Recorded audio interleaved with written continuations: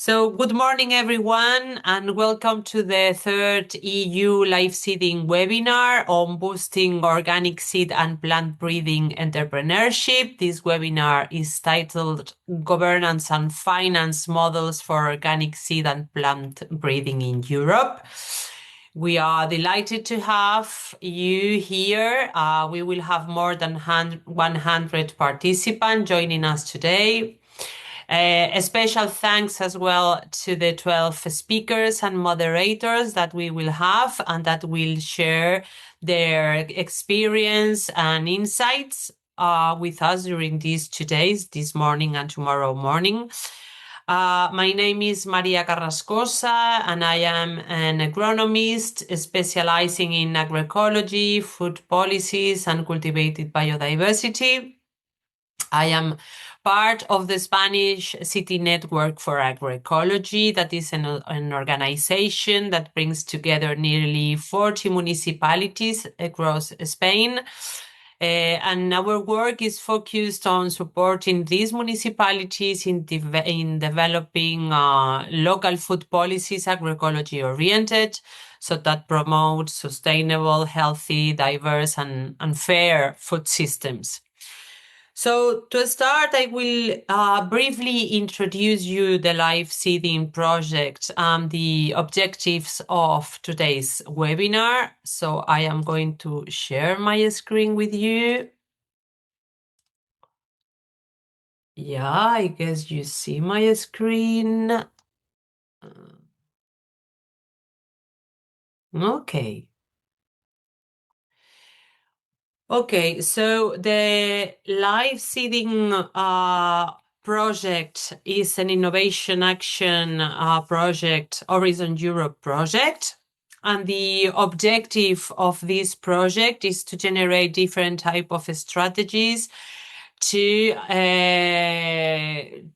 reach 100% of organic seeds, of high quality organic seeds in organic production in Europe. We are working 37 partners in 15 European countries, and this project will end next September 2026. And to reach this objective, we are using a push-pull-enable approach. So we are pushing by increasing the availability of organic seeds of cultivars suitable for organic production. We are pulling by increasing and stabilizing the market demands for organic seeds of cultivars suitable for organic production. And we are enabling by accelerating and encouraging the legislative and regulatory environment to adapt supply and demand. In this LiveSeeding project and with those objectives, we have built the Organic Seed and Breeding Entrepreneurship Training Center. And within this training center, we are organizing different type of training activities. And one of them is these European webinars. We are going to organize within the life of the project 4 webinars. We are in the third one. The 2 previous one, you can have access to the recording and the summary and the presentations of the webinars in the LiveSeeding website. So as I said, this is the third one that is going to tackle governance and finance models. And the next one will be held the 13th and 14th of May, and it will be dedicated to business models and business plans development. Oops, sorry, 1 minute. So, yes, so this webinar This third webinar, Governance and Financing Models for Organic Plant Breeding in Europe, aims to strengthen the organizational governance and financial capacity of existing and emerging organic seeds and plant breeding initiatives across Europe. The event is going to provide participants with practical insights and strategic tools to understand and contrast different governance and financing models currently applied, to explore a wide range of public and private financing schemes, and to learn directly from organic seeds and plant breeding, let's say, real life experiences. But before starting with the first session, let's take a closer look at the roles and the countries represented among the participants in these webinars. And to do so, I am going to share a link of a Mentimeter. It's going to take just about 2 minutes. I'm going to paste the link into the chat and again share my screen. We are now 65 participants. Yeah. Do you see my screen and the link? Yes, right? Yes. Okay. So you can use also the QR code that you have here. Okay, so you are joining. Let's wait some seconds. Okay.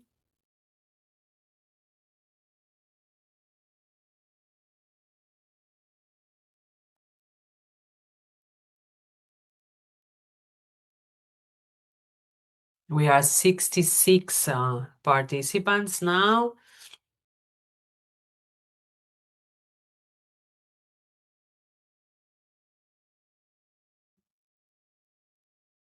Okay, let's start. Just 3 questions. It's something very quick. Okay, so what stakeholder group do you belong to? Are you an organic seed producer, a conventional seed producer, a seed supplier, an organic breeder, conventional breeder, a national, a regional, or a local authority, a researcher, a representative of an NGO, or other type of stakeholder? Okay, so we have 50%. Well, it's moving now, but quite a lot of researchers, some organic breeders, welcome. Also conventional breeders, national authorities, regional or local, seed suppliers, both organic and conventional. No conventional so far. Okay. It's not moving anymore. Okay, so we have, yeah, quite a lot of researchers and organic breeders and NGO representatives. Great. Okay, let's go to the second question. Where are you based in Europe? In which European country are you based? Where are you coming from? Croatia, the first one. Great. Okay, France, Greece, Belgium, Germany, the Netherlands, Austria, Spain also, Latvia.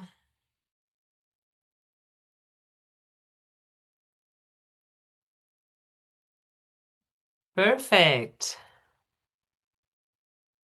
Switzerland, Norway, Romania, the UK, Lithuania.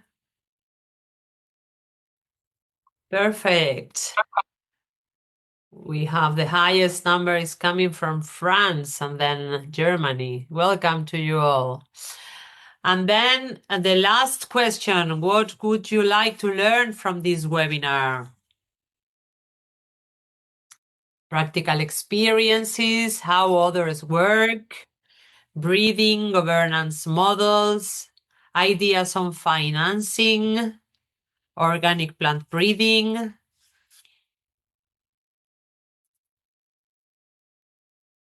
Yeah, we will tackle all of these. I hope it will be sufficient for you to generate your own strategies. Yeah, more ideas are coming. Practical governance models.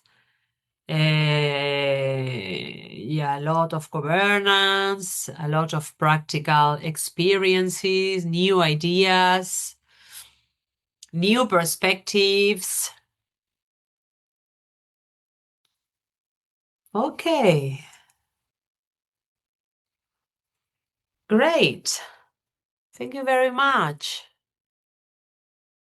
Yeah, I think that this webinar, yeah, will tackle more or less all of those issues. So this is a good news, let's say. Okay, so let's start without further delay with the first session that will present the LiveSeeding analysis on governance models of organic plant breeding initiatives in Europe. And for that, I welcome Mariateresa Lazzaro.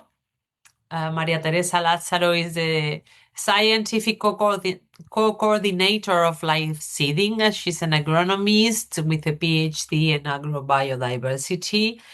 She is the co-leader of the organic plant breeding group at Fibel, Switzerland, with focus on neglected grain legume pre-breeding. She coordinates looping breeding research at Fibel, combining molecular breeding methods with on-farm participatory approaches. Thanks a lot, Teresa, for participating, and the floor is yours.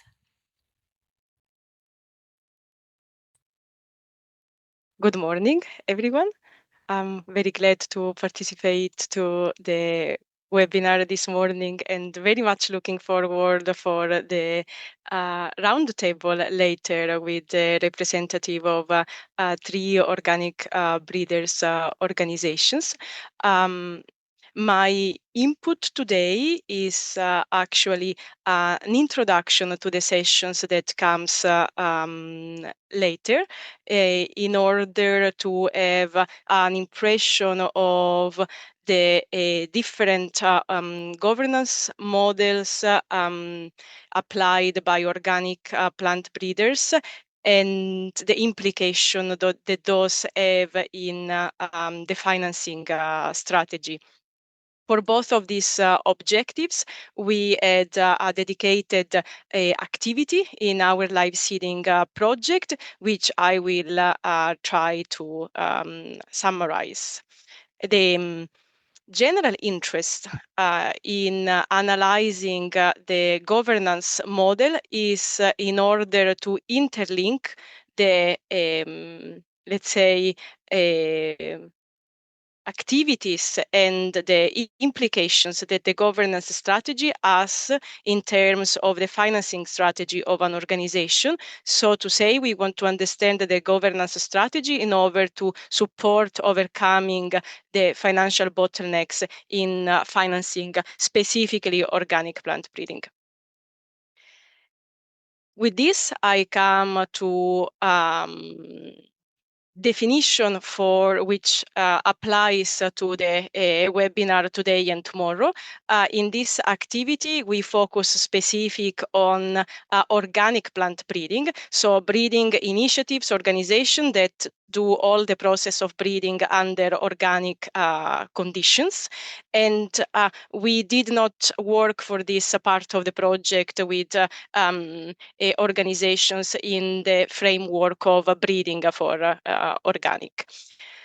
In the website, which I mentioned here on the right side of my slide, we have a map which was done a couple of years ago in the bio-breeding initiative that shows an overview of initiatives that identify themselves as organic plant breeders in Europe.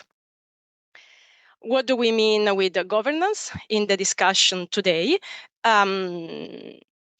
With the governance model, we intend what is the organizational form of an initiative.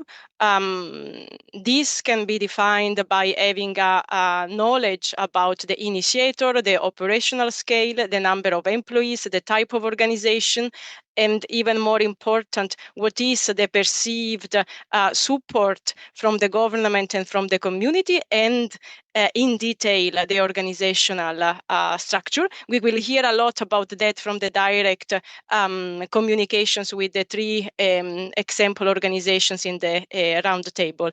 And what is interesting and important to evaluate for the implications, both in terms of marketing positioning, but also financing strategy, is what are in the governance model the characteristics of the decision making in a certain organization, who holds the decision power within an organization, how the decisions are made in terms of surely the financial issues of the organization, but also the breeding targets and the values themselves of a certain organization.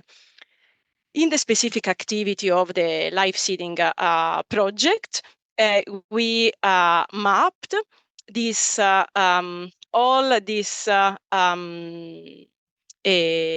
traits of the governance model in 16 initiatives. You see the list of the 16 initiatives here on the right side of the screen, and 3 of them are the ones we will speak with this morning. Obviously, we didn't do a representative sample of all the organizations in Europe, but this was a sample that tried to cover the different regions in Europe, the different crop types, and older and more new organizations, in order to have an impression of what are the current typology, and not to make, let's say, statistics of how much percentage of a certain governance model is applied, but rather to have a mapping and an overview of the different typologies.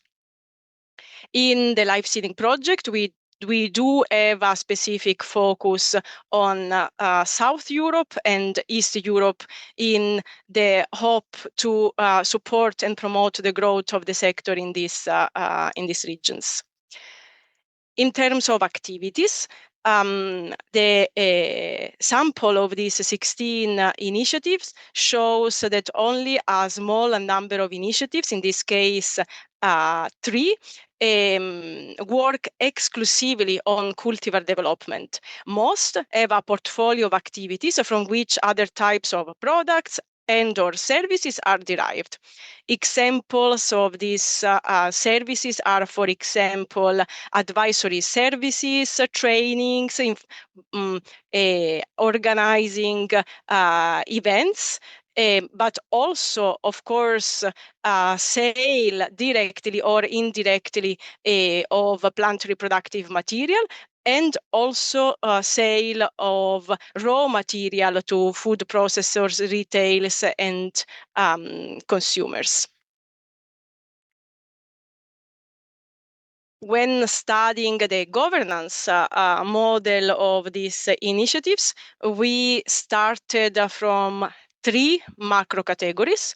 So, public organizations, which are typically non-profit, they are regulated by the government, and they usually have a top-down decision making. So to say, the Ministry of Agriculture decides priorities for a certain time frame, and the National Institute in Agriculture implements that type of a frame and follow the interest of the public and society. Market initiatives, which are a typical private company, For profit, they are regulated by, so to say, the trends in the market. They usually have a top-down decision making, and they are market oriented in the sense that value creation is driven by the trends or by the needs of a certain, in our case, the seed market in a certain time frame. And grassroots initiatives, which are typically non-profit, bottom-up decision-making, and community-oriented. For the mapping of the governance, we used a standardized model, which was used for other governance mapping research actions in the frame of nature conservation and sustainability.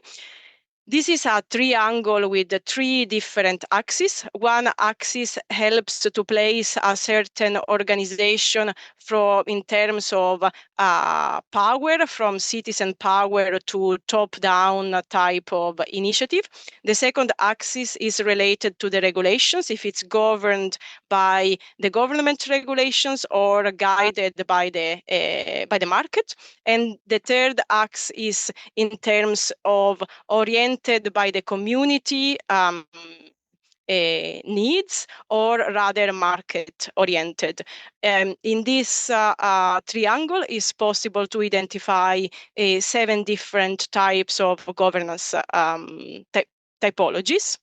When we look at the placement of the 16 organizations in our study, we see that the distribution of in the governance model triangle clearly shows a big accumulation in the bottom part, and even more particularly here on the left corner, where the grassroots initiatives are located.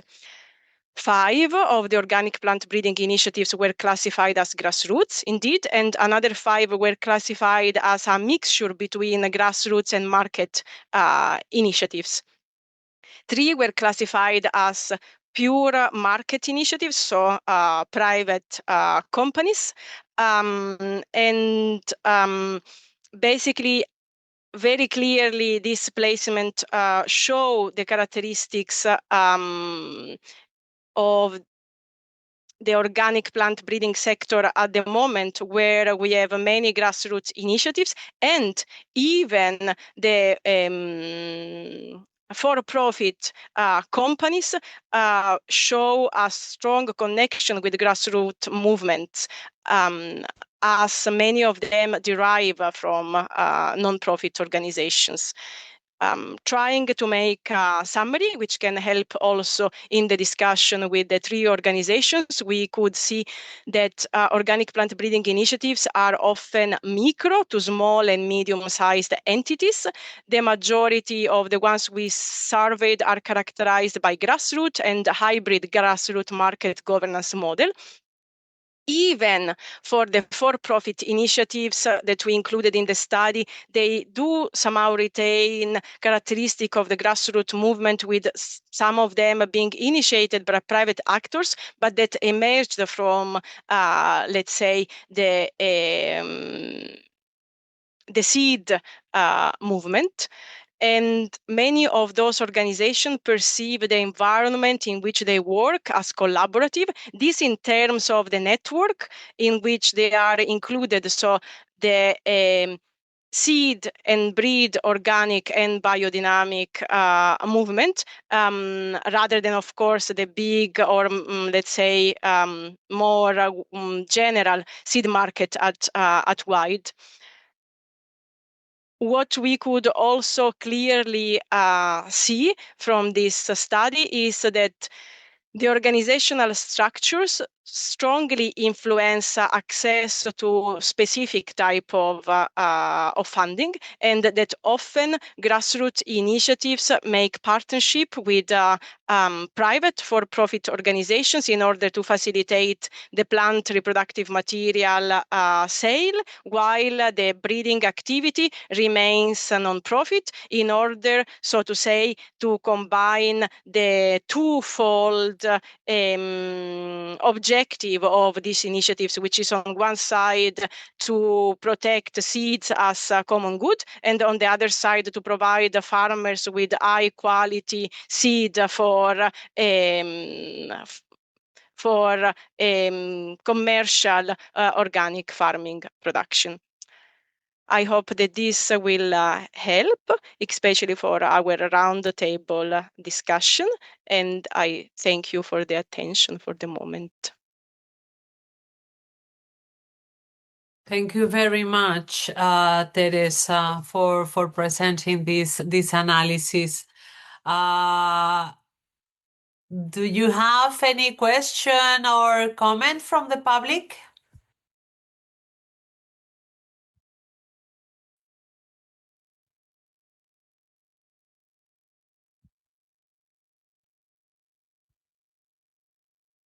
Very clear. Someone is saying in the chat.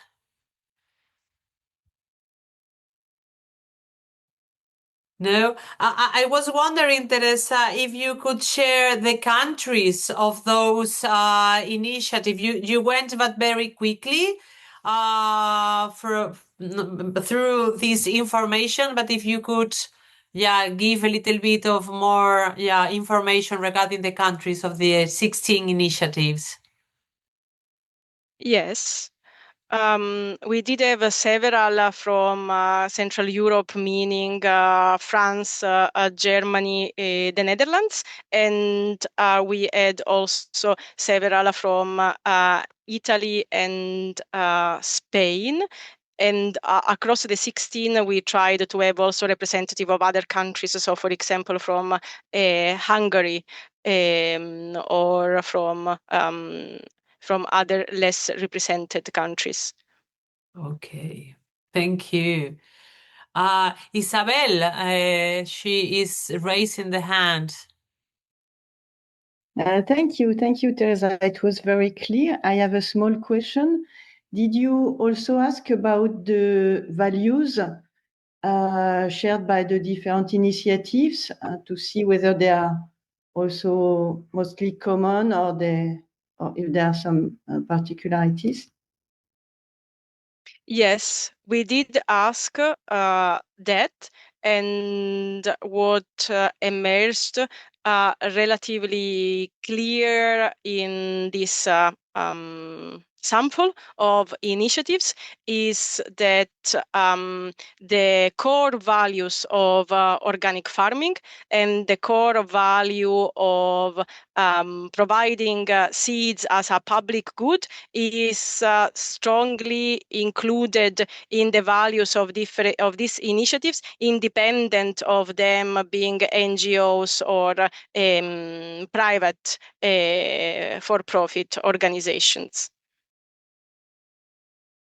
And especially it was interesting, we asked questions related, how do you perceive your environment of work, rather collaborative or rather competitive? And the answers we got were much more in the direction of collaboration. And when having follow-up discussions with the organizations, of course, they didn't mean that the seed market is collaborative in general, but they meant that within the organic seed network, there is a strong collaboration across countries and across organizations, which also I hope will emerge from the 2 days today, and the openness of the organizations that will present these 2 days in sharing their experiences to support also other organizations. Thank you.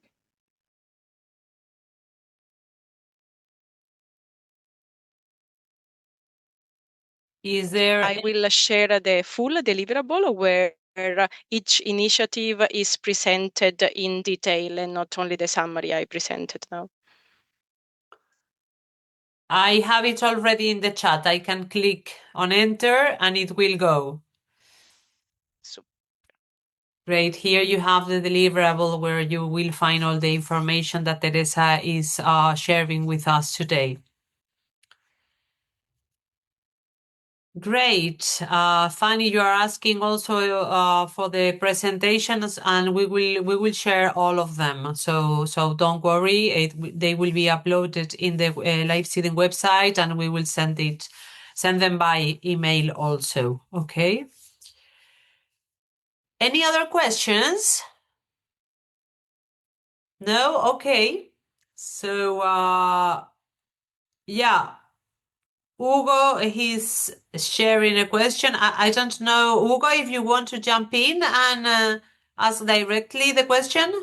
Sure. I mean, it's not a question. I was just trying to calculate the ratio between the initiatives that were studied and the total number of initiatives, because it was my impression that there was a much larger number of organic plant breeding initiatives in Europe. It's not a question. I was just writing a comment. Okay. Do you want to react on this comment, Maria? Yes, that's surely correct. We didn't do a full survey of all the organic plant breeding initiatives. We did rather an in-depth interaction based on survey, but also really interviews with this sample of 16, which was somehow selected in order to cover the different regions and the different crop types, and also obviously in terms of time availability for such type of activity, which of course was very kindly provided for free for the project by those initiatives. Okay. Thank you very much, Teresa, for this introductory presentation.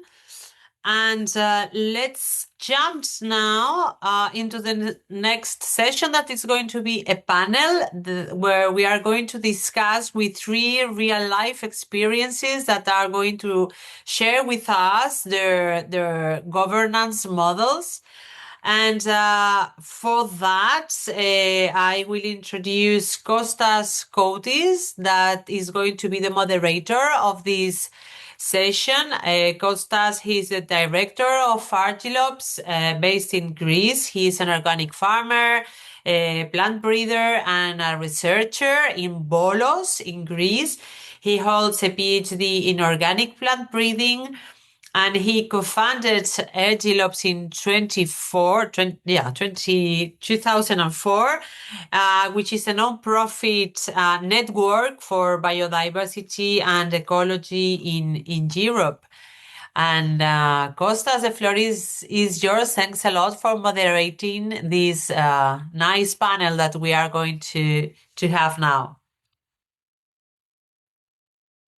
Good morning, everyone. I think this webinar, third webinar, is really very important. And thank you, Maria, for organizing this, and the whole team of LiveSeeding.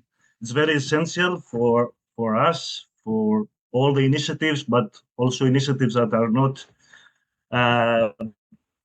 working with LiveSeeding, to see today how these governance models are really translated from the theory to the practice. And we are speaking about really multi-actor and participative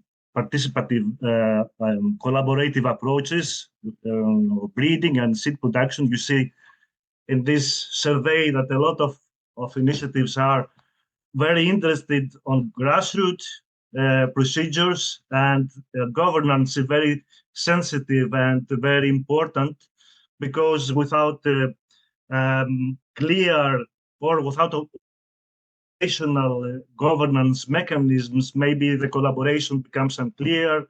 And we are very interested about the collaboration of different actors in these systems. So rules and roles, if they are clear and the really defined decision-making mechanisms, are very important, and also transparency.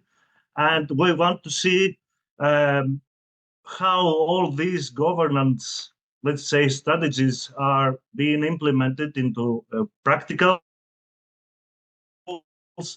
and this how how it is related with the financing, how it is related with the impact on different elements on the business practice of the seed production and the organic breeding, how it affects the farmer-led breeding, or the let's say this farmer seed systems. And are very interesting, and I think we have more than an hour to dedicate on this, and I'm very pleased to welcome our speakers.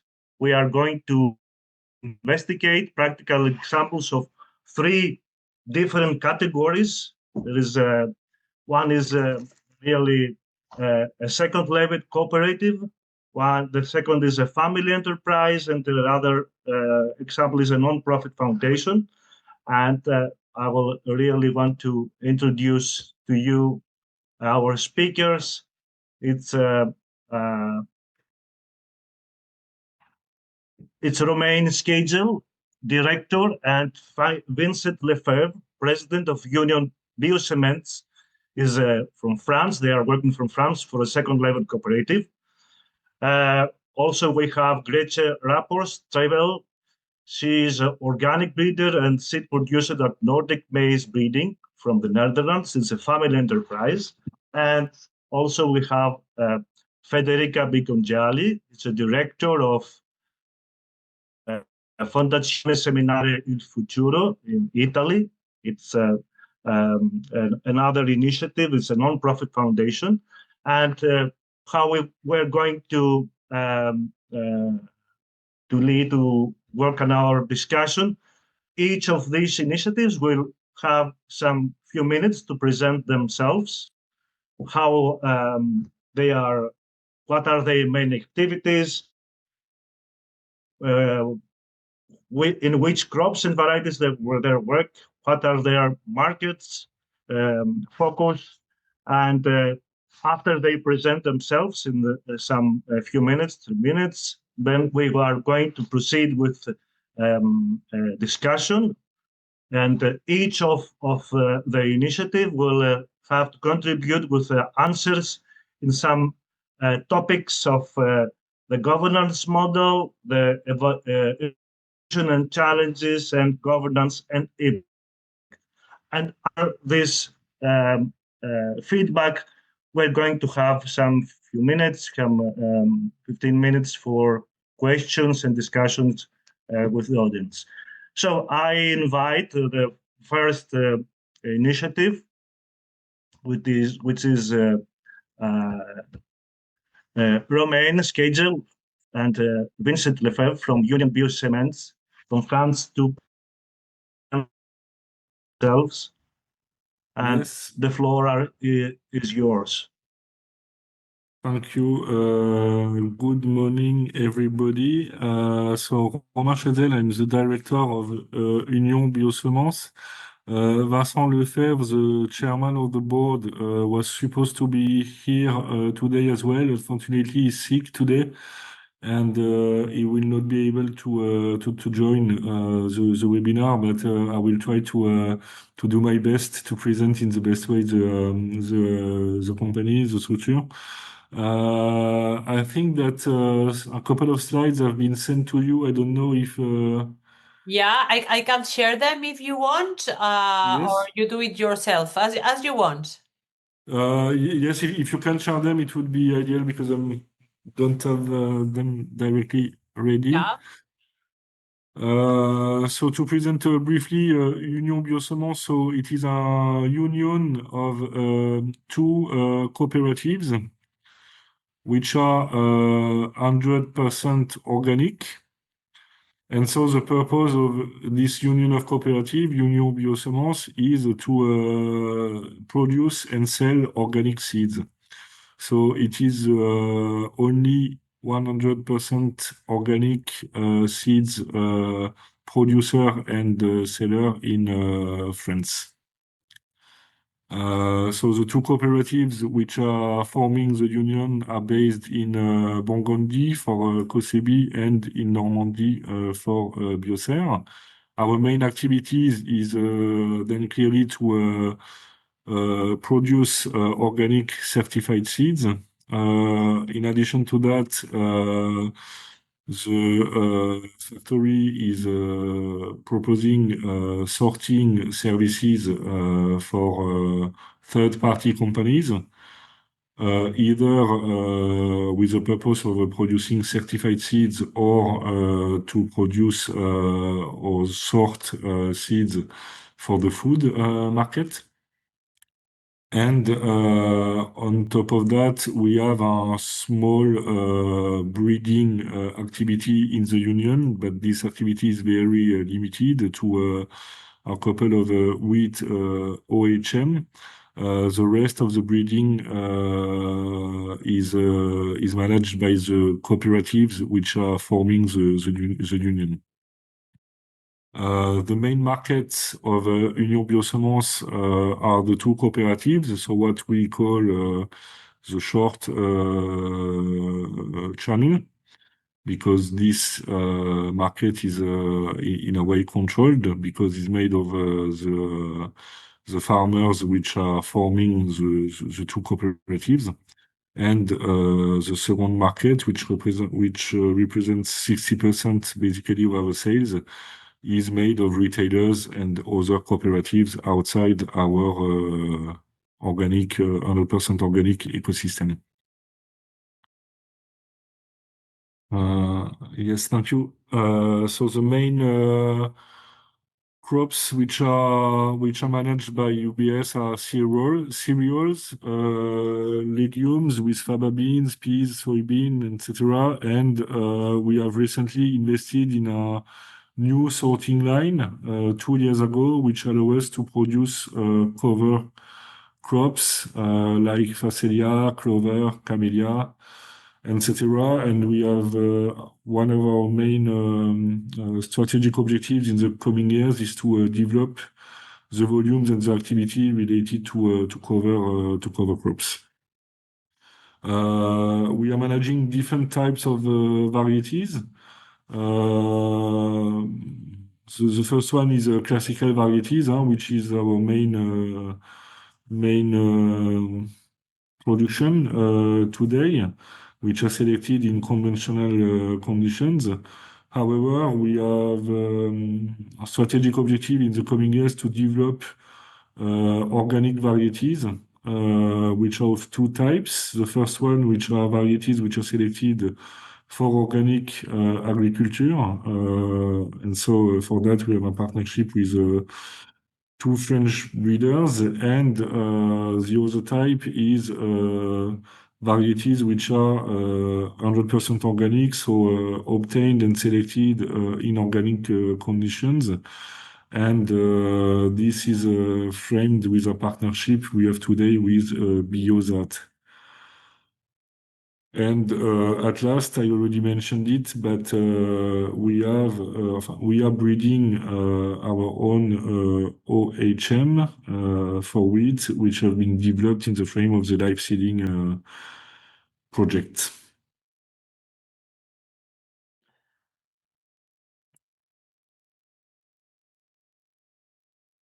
Okay, thank you, Romain. It's very encouraging that we have this level of initiative on the cooperative level.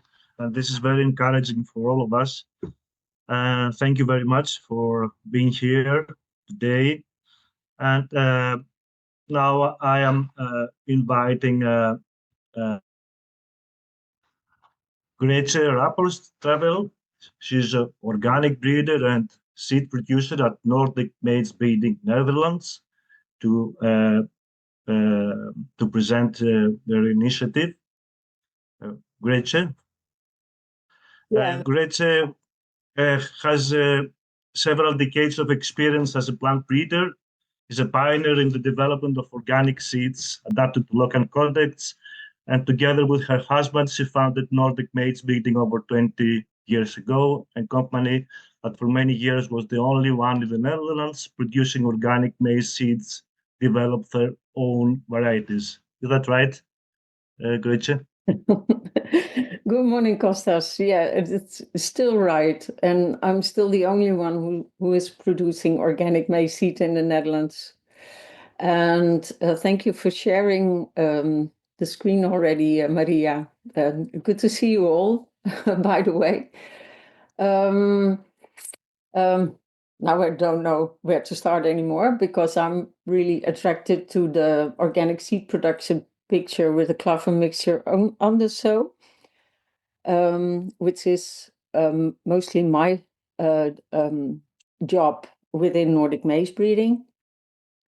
We started at the beginning of this century because we saw that silage maize was harvested very late. So we decided to develop maize with a shorter growing season, which enable crop rotating. We breed organically, but not all on certified soil because we are a very small company and we didn't manage to certify all the soil we work on. Also, we bred some other crops that would go along with our maize varieties. For instance, winter hardy peas, which are very easy to follow up on our maize. So to cover up the soil all year and also benefits the farmer, of course. That's the way we look at developing other maize varieties because maize is our main crop. Yeah, next slide, please, Maria.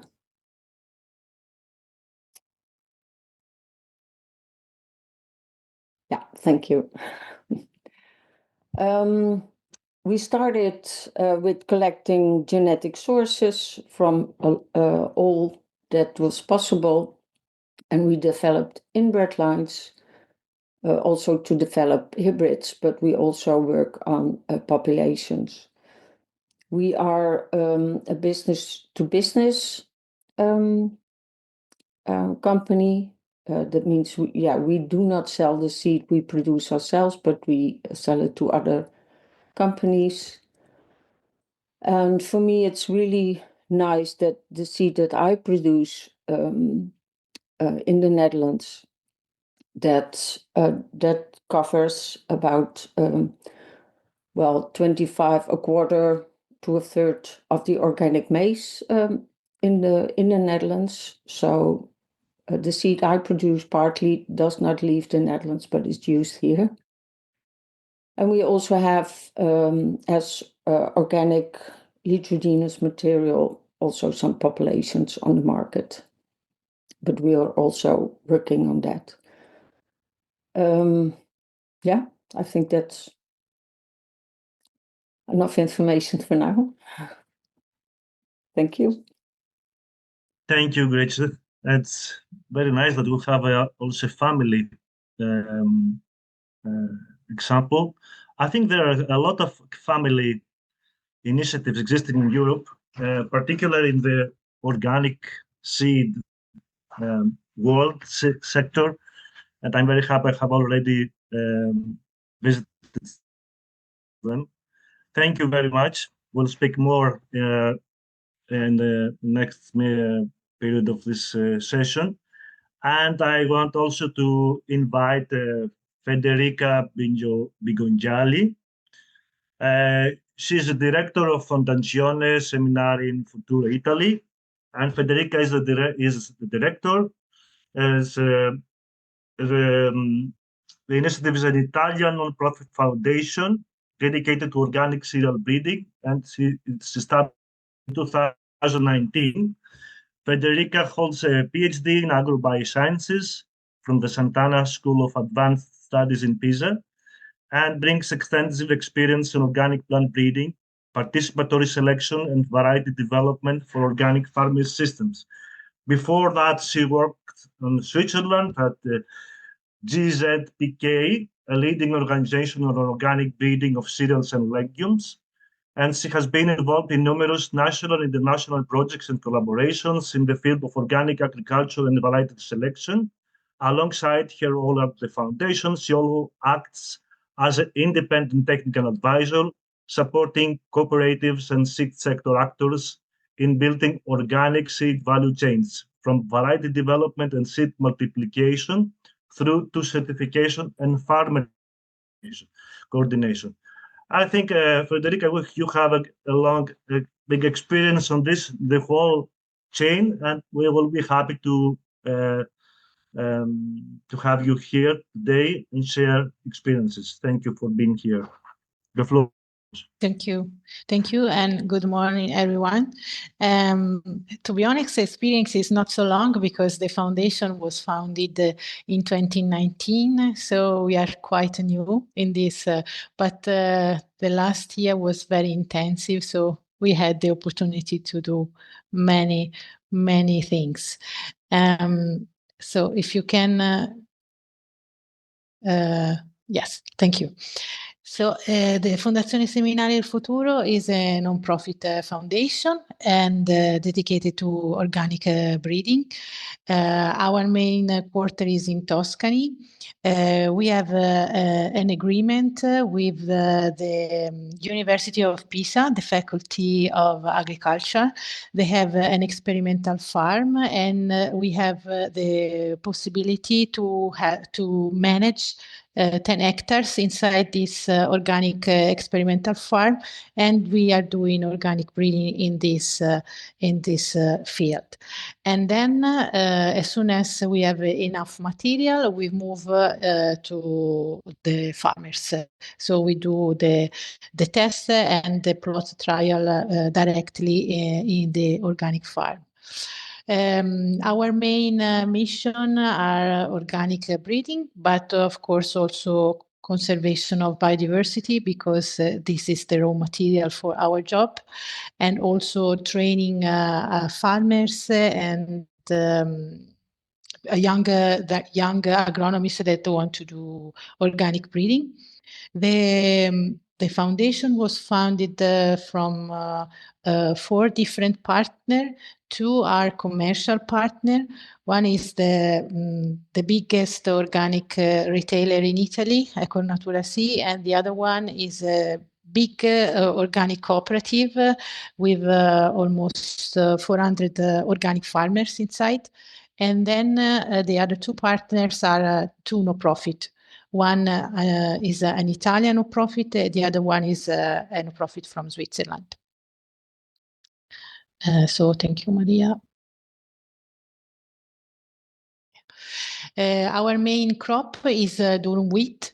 So we breed especially durum wheat, but we work also on other crop, like for example bread wheat or the cocum, or also sunflower.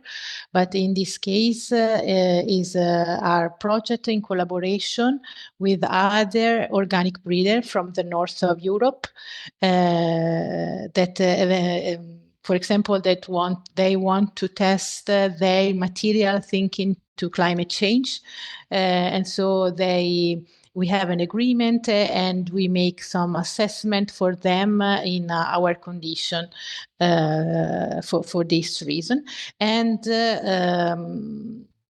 thanks to this collaboration, then if we see that it could happen that we can observe that some material are really good and they can adapt also to the Italian climate conditions. So in this case, it could happen that we can go on with some special agreement with this other organic breeder, and we can register the material also in our country with them, of course.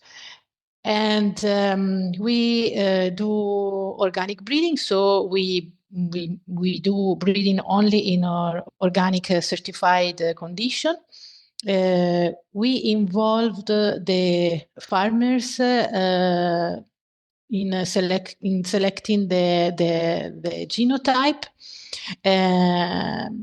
in many different steps of our process of selection. And we do also a lot of meeting with them to understand which are the main traits that they would like to have in their variety. But we also have exchange with all the actor of the value chain. So also with the millers or the pasta maker in our case, and also with the retailers that bring us also the point of view of the consumer. And we are focusing in, of course, for that trait that are important for organic breeders. So competitiveness, resilience, but mainly in stability, because what we understood the most in this year is that for the farmers it's really, really important the stability of the material that we can provide, because if the material are stable, they can make some program, but if they are good only in the best condition for them, the risk is too high, for example. And we select organic poor line, so organic variety.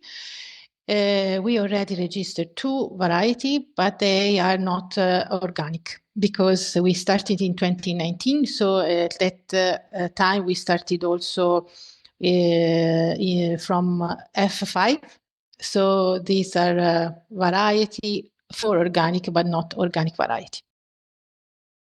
The last slide, please. So we take care about the selection of variety, the registration, the maintaining, breeding, and also to the production of the base seeds. But then, as a no-profit, we don't have we don't commercialize the seeds directly. So we leave then we make an agreement with, for example, in our case, with the cooperative of farmers, and so they take care about the multiplication, commercialization, and marketing of the variety.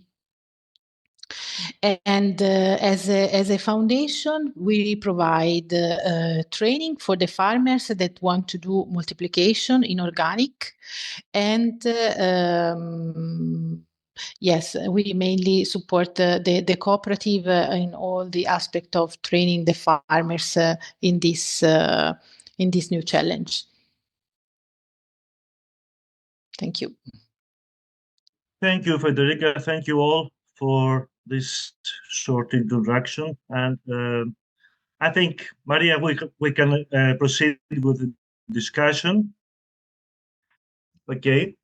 So for us here today, it's very important to see how your governance model is being implemented. So I'm going to set to you some questions and related to the topic, and you're free to give feedback of your based on your experience. So we were going to have 3 thematic blocks. One is the governance model, the other is the evolution and challenges, and the governance and the impact, the third. So related to the first thematic block, we are very interested to see how is your initiative is governed, and who are the key actors involved: the owners, the board, the employers, the partners, and how is all these responsibilities are organized between the actors involved, and in practice, how are the key decisions are taken, and for example, on breeding priorities, on investments, or who to collaborate with it, how is the decisions are taken. Also, another element is how are coordination and participation spaces organized and managed? who decides on what within the organization? This is some questions, and I want briefly your contribution. Who wants to start with this? Romain or maybe I can start. Rachel? Yeah. Okay. Because on our company it's really simple because we are that small. All decisions are made together. There is, of course, a division because I'm not the main breeder in our company. So, in that, my husband, he has a somewhat stronger voice, but all our decisions are made, well, actually on the kitchen table. So it's yeah, being small has its advantages. And although it's not getting complicated, but our daughter recently started as a trainee, so at our company, so we are including her also on decision making, but still on the kitchen table. This is a really family project, but who are the other actors that maybe have some impact on the decision making? Well, I can go on if you... The people that were... Yeah? If you want, so for... Yes, Roman? Yes, so for Union Biosemence, as I mentioned in the presentation, the union is made of 2 cooperatives. So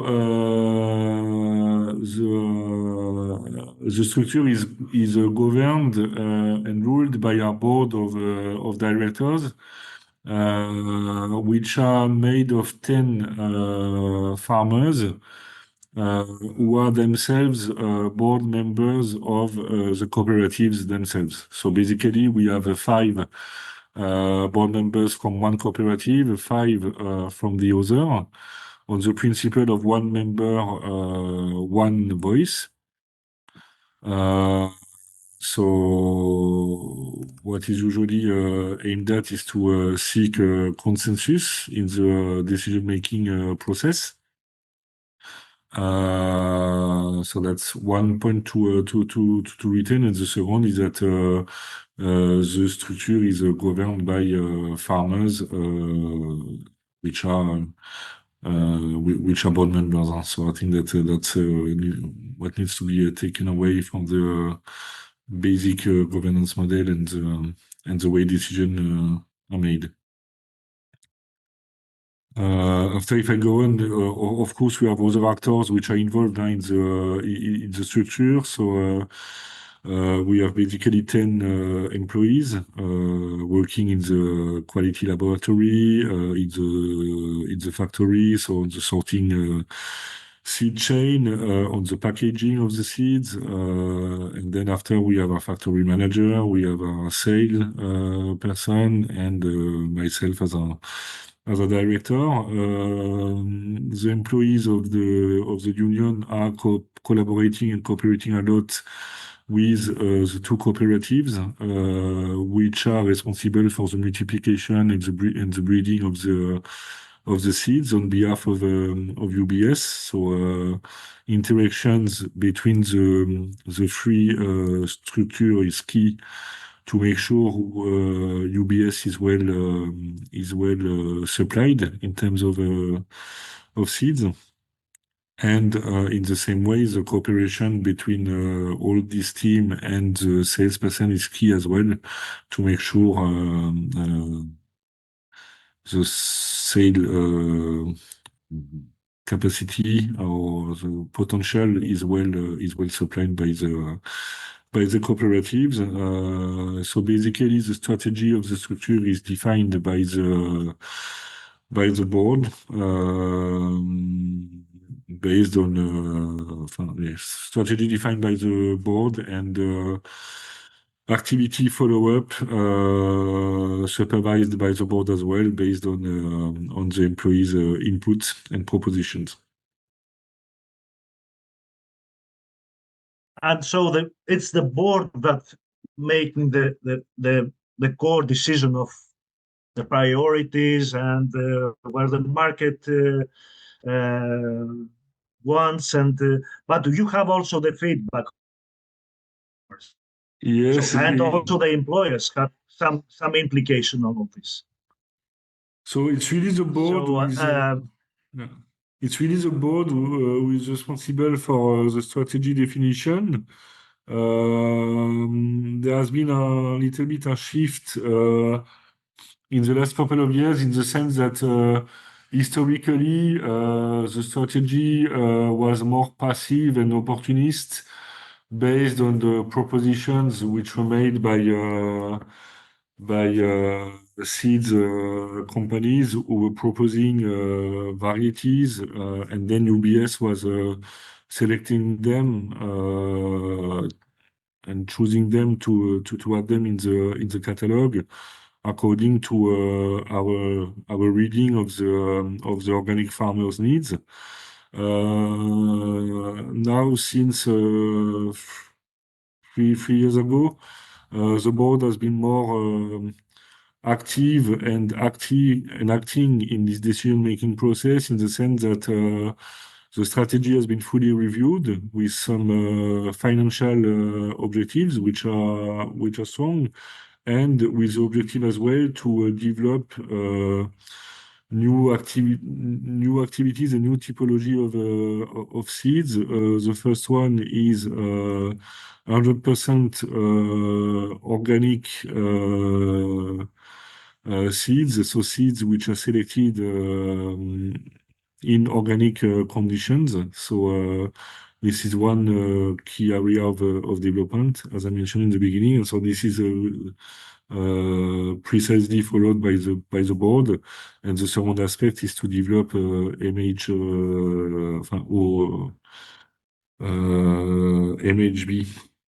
So we OHM seeds. Okay.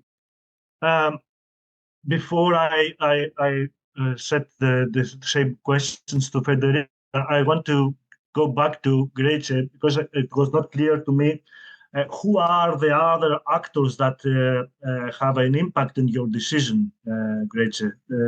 Okay, it's a family-oriented business model, but of course you are interacting with some other actors that maybe have an impact on your decision making. Yes, and of course there are a lot of actors, and maybe I can share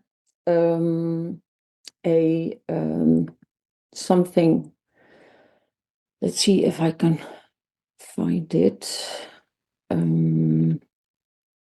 Here, a picture. Can you see it? No. Yes. Yeah, because I cannot see what I share, but you are sharing the questions, Grige. Yeah, that's not that's not what I wanted. I'm sorry. You can just refer to the factors generally, but if you have something to share, it's okay. This is what I wanted to share, because this is not exactly the point that we are at the moment, but this is where we are working towards too. And at the moment, we are other breeders have an impact on our breeding decisions, because we, as a small company, we are working closely together with other breeders, so they have an impact, but also traders who buy our seed and also have our varieties in their marketing program.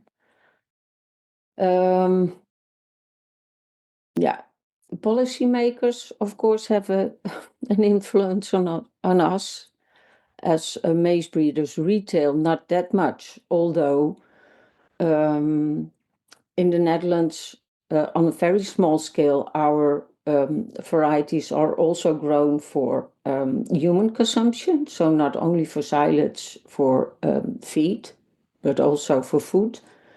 So they are also getting an influence on us. So that's more an overview who are having an impact on us. Thank you very much. It's more visualizing the context. Thank you, great tip. Frederica. Yes. What can you share? Yeah. So the Fondazione Seminare Il Futuro is governed by a board of directors made up of the 4 founding partners. So these 2 commercial partners, retailers, and the farmers cooperative, and the other 2 non-profit. And the board approve strategic lines every year. And then operational decisions are taken by the director, who has full operational autonomy. Within, of course, the board approved the framework and budget also. And the farmers are not formally part of the governance of the foundation, but of course, having farmers cooperative as a partner, they are actively present in our decision. And we are thinking also to introduce a scientific advisory committee. This because many guests are coming from the value chain from different point of view. So we need to increase competence inside the foundation in order to judge and to evaluate how is better to go on in order to afford to these guests coming from the value chain. So these are more or less our organization. Okay, but that leads me to the second block, and I want to stick to you because I want to ask you why the farmers are not formally. And before you answer to me, maybe you can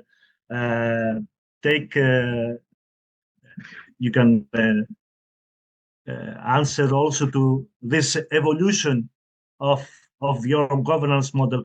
How did your current governance model emerge? Has it evolved over time? What processes do you use to adapt or evolve your governance structure? Does governance generate tensions or conflicts? If so, how do you address them? And what would you say are the main strengths and weaknesses of your governance model? So, regarding to this, I really want to see how did you manage to, or why did you prefer to have the farmers out of the formal structure of decision making? Let's say. To be honest, I don't know if there was a specific reason because when they founded the foundation, I wasn't working with them. But to be honest, as I said, they are not formally involved, but they are present at any table.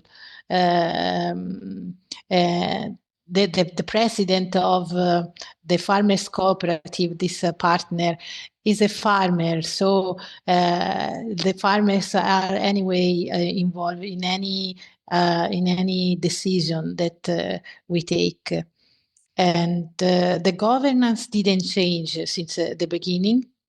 And we are thinking now to change a little bit,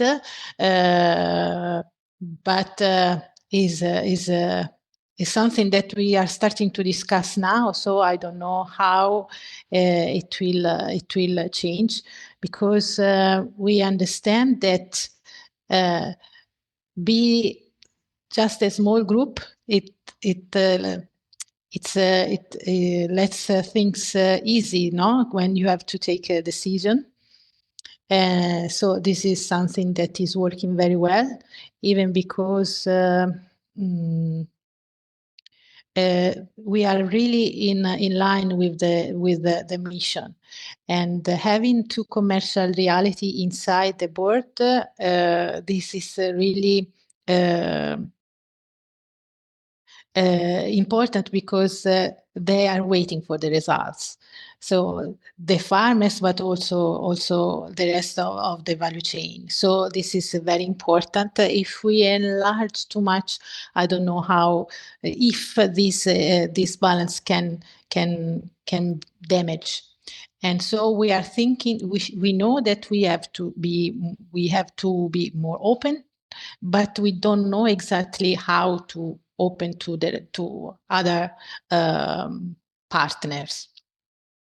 And our strengths, for sure, is that we have a disagreement with the experimental farm of the university, because of course we was able to do a lot, but with a low budget, because we are using their infrastructure. So we are this agreement that allows us to use their machine, their people to prepare the field. And so this is, of course, something that allow us to be so quickly also to reach the first goal, because we could do it with a lower budget. We didn't have to do big investment. And the other strength, for sure, is that all the value chain is involved, because we have inside retailers, we have inside pasta factory and millers, because what I didn't say is that this farmers cooperative has inside also the millers and the pasta maker. So we really have an overview of all the value chain. And the weaknesses, for sure, is the financial dependency on funding partners, because, of course, their situation, their interest can change, and so this can change also the financement for the foundation. That's why we are applying for also scientific projects. We are trying to reinforce our network with other reality in order to be more competitive in applying for the research project. And the other limit is the human resources. And of course, this is also connected with the financement for. Thank you. It's clear. The fact is that you have the balance, and you are in that case you are avoid conflicts, and the roles and the rules are clear and defined, and so this is very good. So what the others can share on this?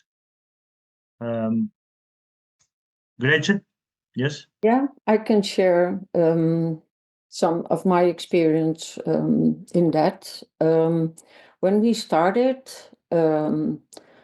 decisions were solely made by us, and of course we bred for organic farmers, so we thought that about what they would need in our crop, our main crop, maize, I'm talking about now.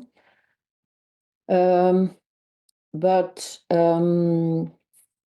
I started working at Nordic Maize Breeding full-time about 13 years ago. And since then we are kind of shifting, but it's going slowly, into getting more actors involved in our decision. making. But how much that happens, it depends on also on time available and also on funding, but also on momentum. So the past year, I see a lot of shifts. There's a lot of movement going on in agriculture in the world, and we also see that more farmers are getting aware about the importance of seed, and we also get that reflected, and we more or less we use it in our program.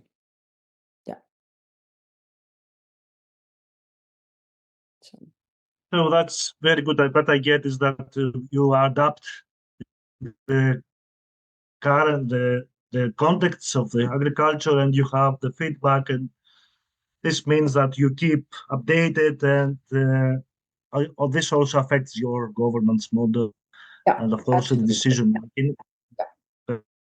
That's very nice. But what about the cooperative?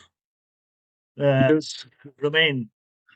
So clearly, for cooperatives, the governance model is really clear in the sense that cooperatives are managed and supervised by the farmers who are composing it. So clearly, this principle of farmers in a board which is made exclusively by farmers who are responsible for the strategy is something which has never changed. And so in that sense, the governance has been very stable, and the governance principle have been very stable since the starting of the union. I think that this is clearly a strength of the governance model, because farmers are obviously aware and the best place to know what are their needs, and so to adapt the strategy to what will bring value to them. That's clearly a strength. And a second key strength I see in this governance model is that they are not led by short-term objectives, short-term profit unlocking, but they are, generally speaking, aiming at long-term results, long-term investments, and I think this is definitely a strength, generally speaking, and especially in organic farming, I would say. There are still some difficulties and weaknesses, or at least vulnerability in this model. I see two types of weaknesses. The first one is related to the fact that potentially the partners might have different strategies, and this you can observe it especially in a difficult situation like the one we are facing today, with economic conditions which are quite adverse for organic farmers. And so in this landscape, you can have the two cooperatives which are associated in the union might have different views on what are the priorities we need to focus on, what are the objectives we need to prioritize, what are the economic goals short term we need to aim at. And so this can be a difficulty because generally speaking, these structures are trying to reach a consensus and to have a decision-making process which is consensual. Of course, when you have two partners who are not totally aligned on the objectives, it can generate some difficulties. So I would say this might be one weakness of the model. A second one, I observe. I'm not sure that the chairman of the board would agree, but I would say is sometimes the articulation and the split of responsibilities between the board layer and the operational layer can be difficult to understand and to respect. And so you can have often some, could I say the proper term, not conflicts, but you can have sometimes some overlaps or diverging interests between the operational line and the strategic line, which is represented by the board. And I see that potentially as a potential weakness if everybody is not careful on it. Well, thank you. But I can understand these challenges, but what is impressive is that the decisive role of the farmers in the whole strategy, and that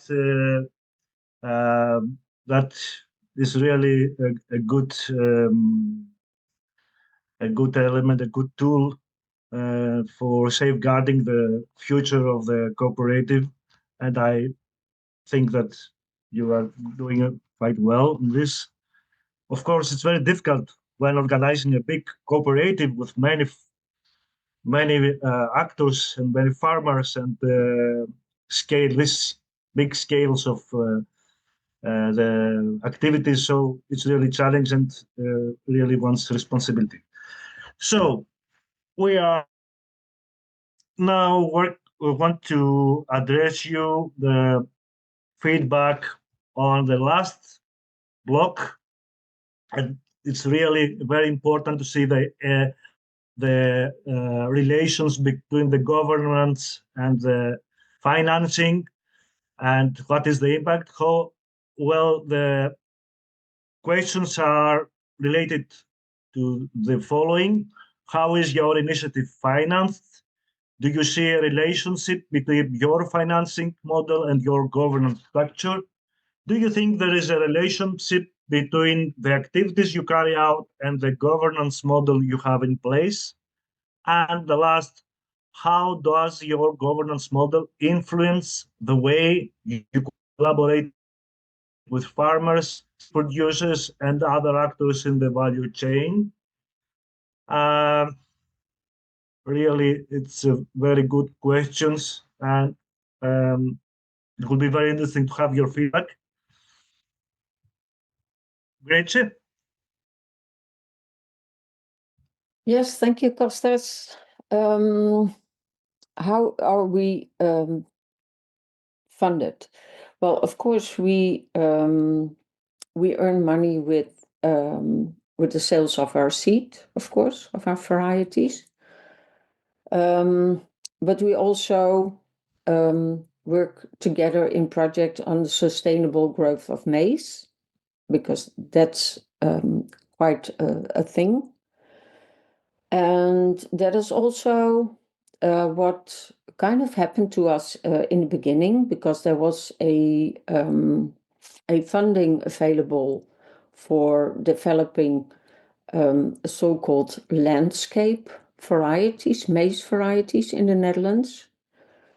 And all the silage maize breeding companies were invited for that, but we were the only one who attended.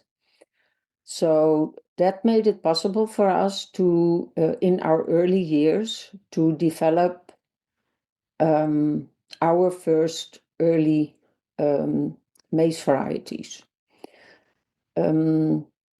So that's a bit how we started. And the first years we funded ourselves. We both had a full-time or a part-time job. But when we developed our first maize varieties, then we also earned some money. But funding in working together on projects is still very useful. Yeah. So. And how governance model affects this long-term, let's say, thriving of your. Until now, it does not have any effect on our governance. No, we are small. Yeah, just two now, 3 people. So, and we are influenced by whole society in a way. So also by farmers. So that's what leads our decision making. Okay, thank you. It's clear.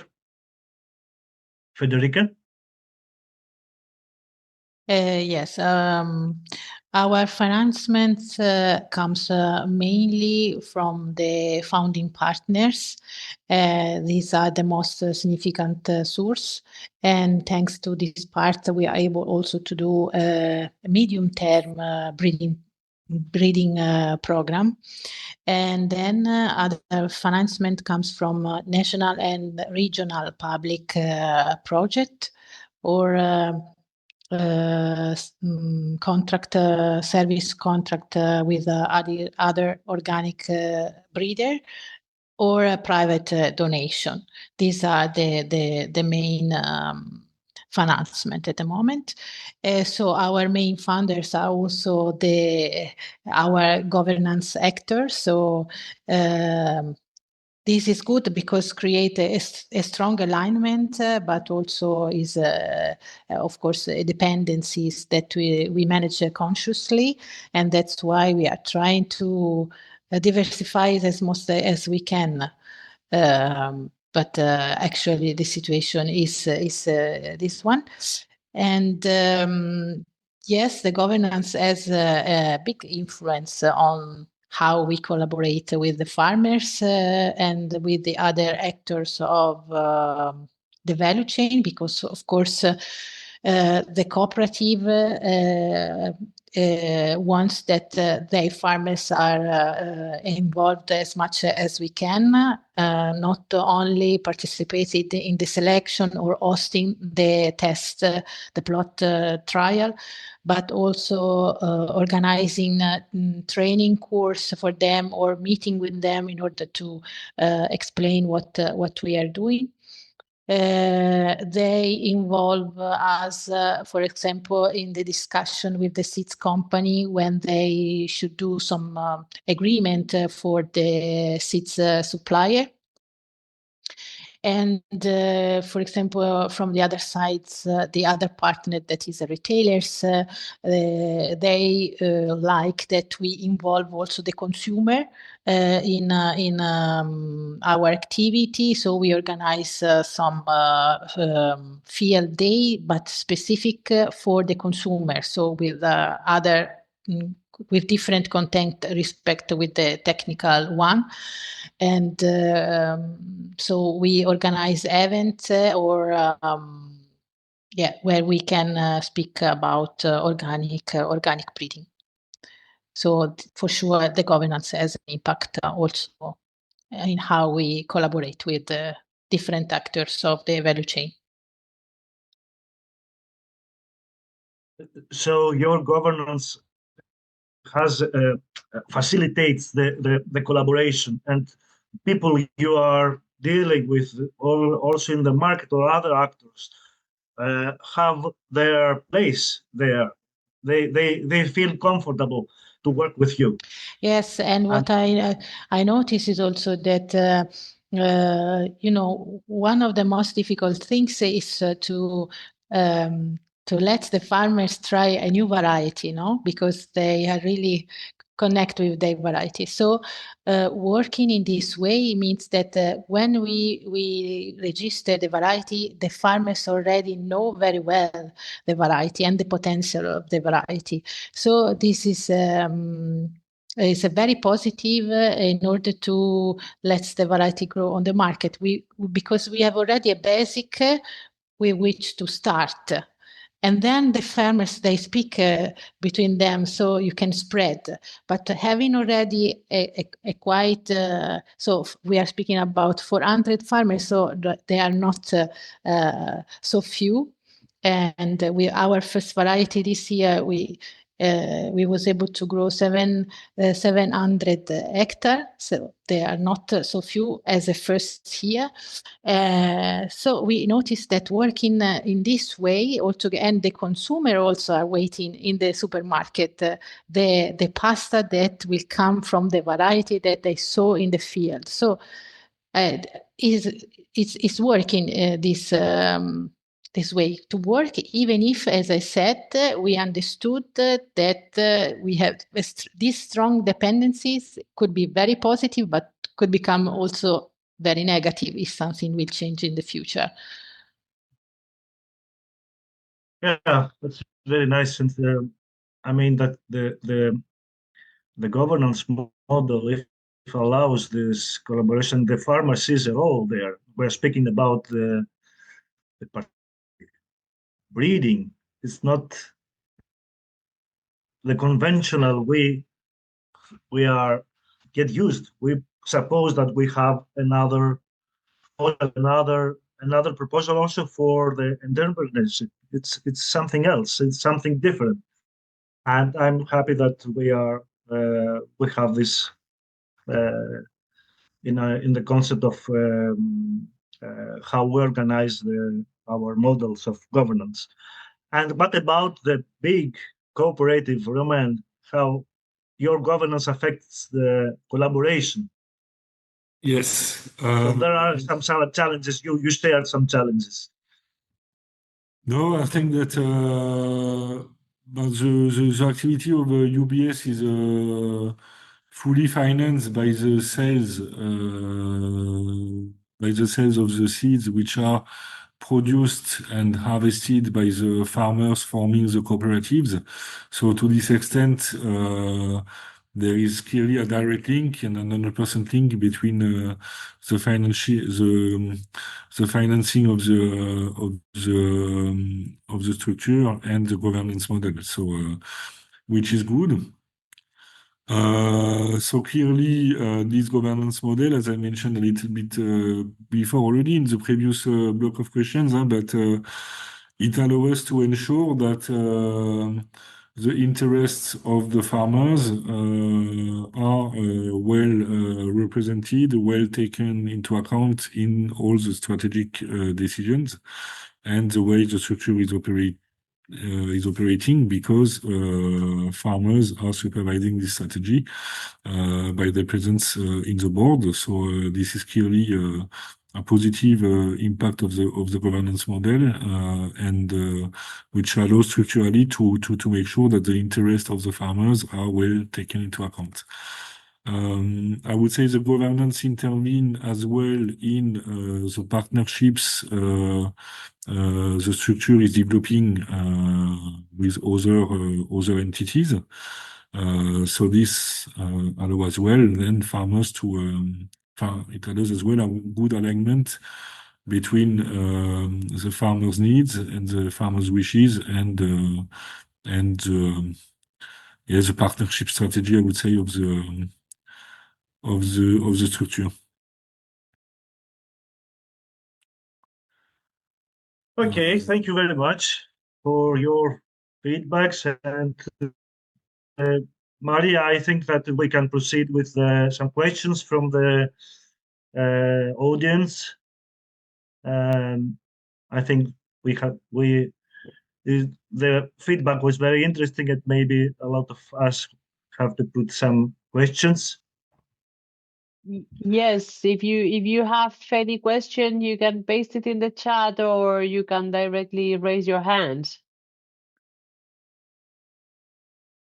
If not, I have also some questions, so I can share them.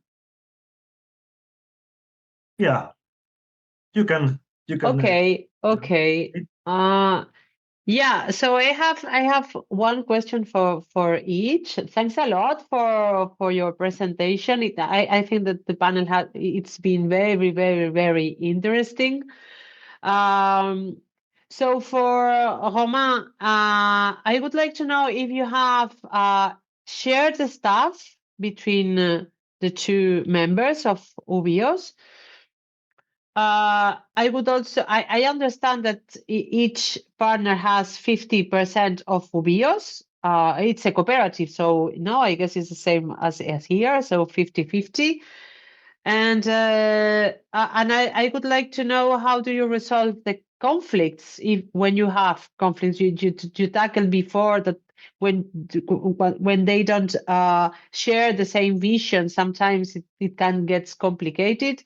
So how do you resolve that those possible potential conflicts? Should I go through all of the questions? No, I think it's not it, so I can Okay. answer you. So maybe to start with the partners which are forming UBS. I didn't mention it because I tried to be quick, but in addition to the two cooperatives, there is a third partner, part of the union, which holds 10% of the stakes, and this has been set up because it's a seed company for which we are sorting seeds, the organic seeds. And so in order to facilitate this partnership, they are part of the capital structure of UBS, but they are not part of the governance, they are not part of the board, and that's why I didn't insist too much on them in the presentation. So this leads to the fact that the two cooperatives are each owning 45% of the union. Regarding the staff, there is no really staff sharing, with some few exceptions, but basically each of the structures for the cooperative have their own employees and staff. Same for UBS. We are still sharing staff for support activities, so human resources, administrative work, communication work. Here it's work which is performed by one of the cooperative on behalf of UBS. But there is no staff sharing between the two cooperatives themselves. So each cooperative has its own staff and employees, and clearly the communication between all of them is key because it's a full ecosystem which is working on the seeds value chain. And then the last question you had was regarding the conflicts, I think. How do we manage them? I think there is no standard recipe, unfortunately. I think that they are managed a little bit as they come. What I take away is that dialogue is key, discussion, dialogue, pedagogy. So I think that it can take time, and this is one of the vulnerabilities I didn't mention too much before, but when you are willing to reach consensus and when the interests are not fully aligned from the beginning, it takes really a lot of time to align and to have this dialogue. So this can represent some issues sometimes, because sometimes we need to act quickly, and this is a little bit conflicting with the time frame we need to act on sometimes. But I think that's the key at the end. It's the dialogue, the pedagogy, and to reach at the end the consensus which is needed. Thank you very much. Maria, do you want to have some answers, feedback from the other, or we? Yeah, If they want to add? Yes. I can do so if there are no questions yet. Yeah, I had another question for Federica. So for me, it's not very clear the business model you have, but I guess, let me know if I am right. I guess that the varieties that you are developing, they will enter then, once developed, into the cooperative. So they will be produced, milled, transformed, and then they will go, the produce will go to your supermarket partner, and they will be sold to consumers, right? Is this the main model? Not only because the two partners have two different pasta value chain. I mean, the retailer has his own pasta product, and the cooperative has his own pasta. So, and we are using our variety, and we will use our variety in both. So it's not they don't will have the exclusivity of the variety. So, but we have a base with which we can invest and start. Because the most difficult things is not only to select the variety, but then to be able to let's grow it on the market. And if you don't have a value chain that can support you in this process, it's really difficult. It's not important only the performance of the variety. It's really important also the support of the value chain for the success of the variety. Thank you, Federica. And we have two questions from the chat. One is from Yorgos Kostakis. Do you think that an organic seed company can survive by selling their seeds only without other income, even if a small one? I mean, he means a company not connected with farmers directly and have no donations or other funding except of the sales of the seed. Do you think that can survive a company only from sales? What do you think about that? For who? For me or for? My opinion. Okay. My opinion is that it depends also on which species we are speaking and how many species. For how many species you will provide organic seeds, and of course, if you are able to provide a different species, you could have more success. If with only few, even if with bigger quantity, like cereal, for example, but if it's for only few species, you really have to sell a lot of seeds in order to be able to survive only with this activity. This is my opinion. Yeah, I can add something to that because I really agree with Federica on this. It's possible, for sure. But it depends on what kind of seed you are selling. But I have also another question. Well, why would you not connect with farmers, not connect to funding together with other partners? Because that's also, well, it's also a lot of fun. It gives more impact. And also funding, being in projects also kind of has a marketing factor for your seed. And yeah, I think it's more like it should be.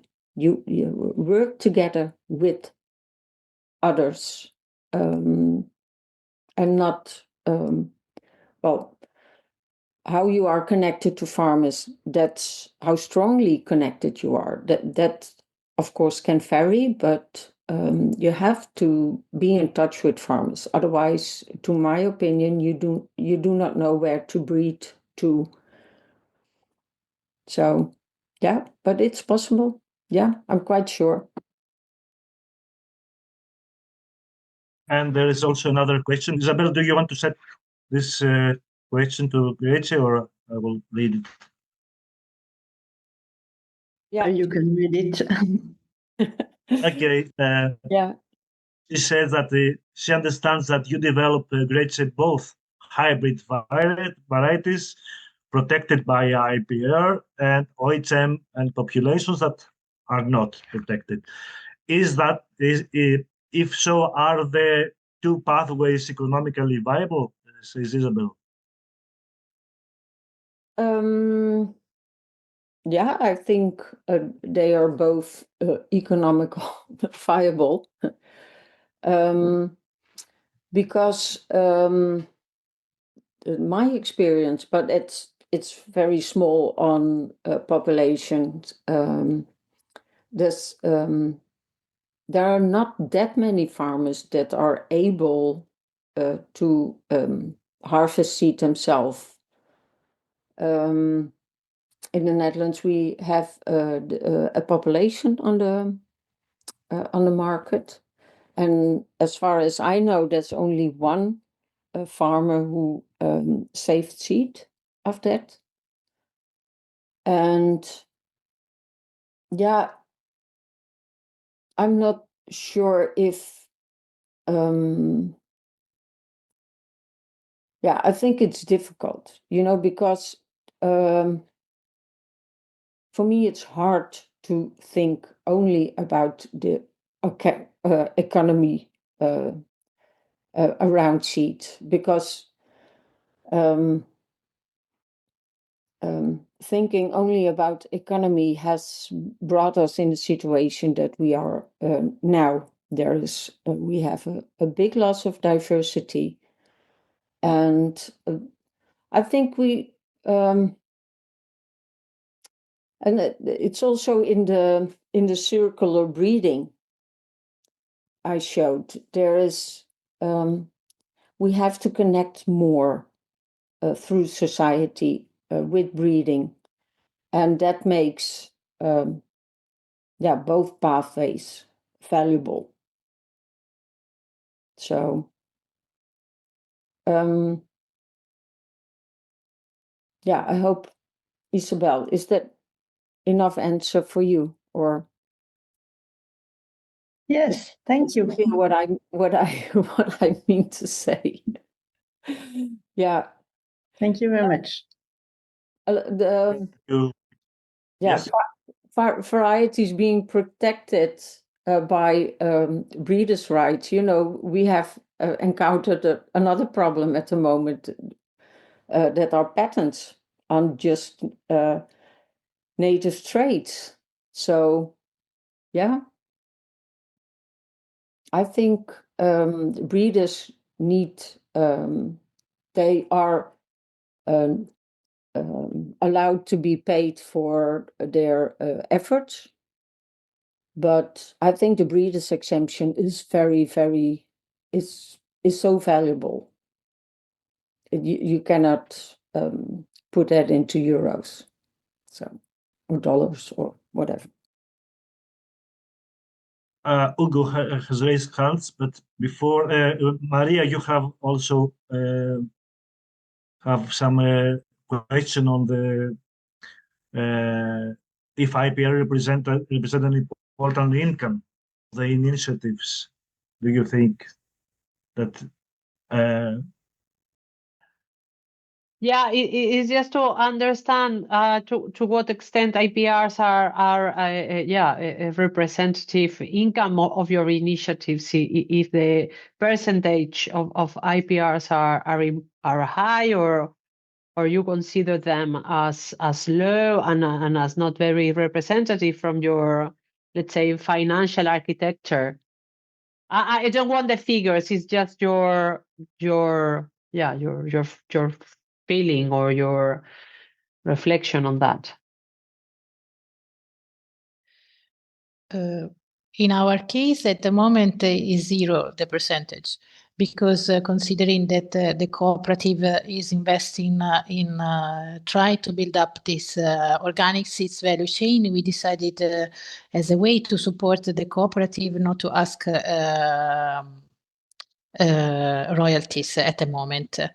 But we don't. I don't think that anyway in the future the royalty will be enough, because looking to other experience, I think we can reach maximum 10% of the of the budget that is necessary. So it's not really our goal, even if I believe that this is something that is good to provide, because it's a way to recognize also the work of the breeder. But in this moment, we are not asking for it. Teresa, do you want to reflect on this? You have some from the survey on the royalties. Yeah. Yes, I just mentioned the overall picture, which basically backs up what Federica just says, that among the initiatives we surveyed, it's usually up to about 5%. It can be, in some cases, still useful. Also maybe for the seed value chain creation, but it's not a major, let's say, share of the income. And obviously, beside the royalties themselves, there is also other approaches, such as voluntary contributions by the farmers who buy the seed, or other type of methods which don't belong strictly to the royalties, but that are related to the plant reproductive material sale. Thank you, Teresa. And I think we can have one more question from Hugo. I don't know, Maria, about the time. We are perfect with this last question from Hugo. It's sharp. Okay. Perfect. So, Hugo, go ahead with the question. Thank you, Costas. It's a question for the corn breeder in the Netherlands, Grietje. I can see, I work with small-scale independent breeders in Canada, and I can see how challenging it is for them to do the crop improvements, market development, all the paperwork that's required just to manage a business, plus the legal aspects around IP and registration. And I'm thinking, at what level does it make sense for independent small-scale breeding programs to collaborate? Is it around, a streamlined service to take care of the legal aspects? Or, is it independent breeders who work specifically for field crops? I know independent breeders are very independent, and they're just so busy, and it's hard to be solicited by different partners and in different directions. So I was curious, Grietje, from your perspective, what conditions would need to be put in place for you to delegate part of your business management to a sort of third-party democratic cooperative structure or a nonprofit?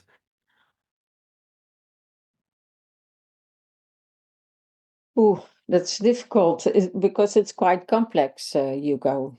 And for that, I'm happy that my crop is maize.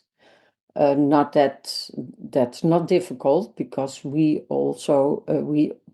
always encounter a lot of paperwork, and even also it's just as an example, for seed producing in the Netherlands, we also have to educate the authorities on where to look at in our fields. When they are checking us, we need to tell them where to look at. And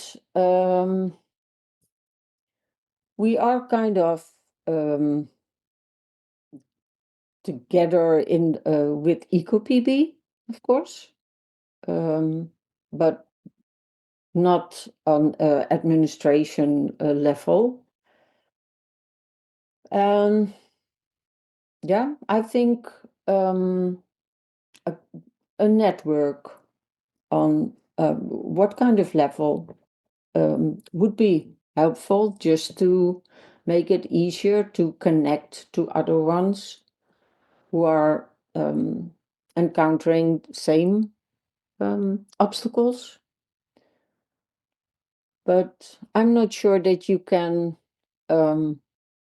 get all crops, all seed into one cooperative, because also then you would lose a lot of diversity, and that's something we have to enlarge.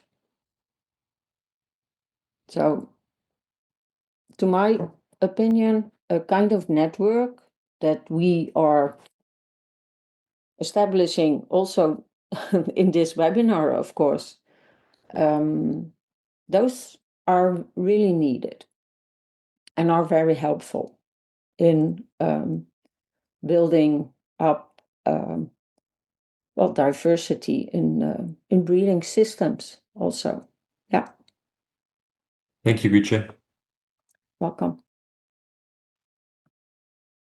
Thank you very much for all of you for the contributions and the speakers and the audience. It's really very interesting today that we shared how decisive is the role of the governance on the seed and breeding initiatives in Europe. And maybe, Maria, you want to wrap up of the session. Thank you very much all for contributions. Yes, thanks a lot. It has been a great webinar. I keep in my mind two reflection. One is that there is not one solution.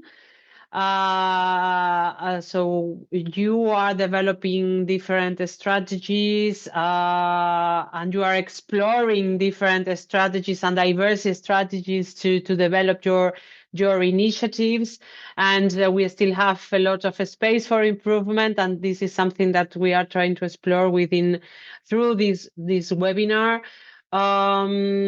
Tomorrow we will tackle financing, that it's a core issue. At the end of this webinar, we have started to talk about finance. So yeah, we will go deeper into this finance part. Yeah, and I hope that we will have a, let's say, a clear picture with both sessions. So thanks a lot to moderators and speakers and participants. See you tomorrow. We will start at 9:30 with this finance part, and yes, and we will send you all the recordings and presentations and everything. And I hope that together we will we will carry on finding solutions to increase organic plant breeding and increase organic seed use in Europe. That it's the objective that we all have here. Okay, thank you very much and have a nice day. Thank you very much. Bye.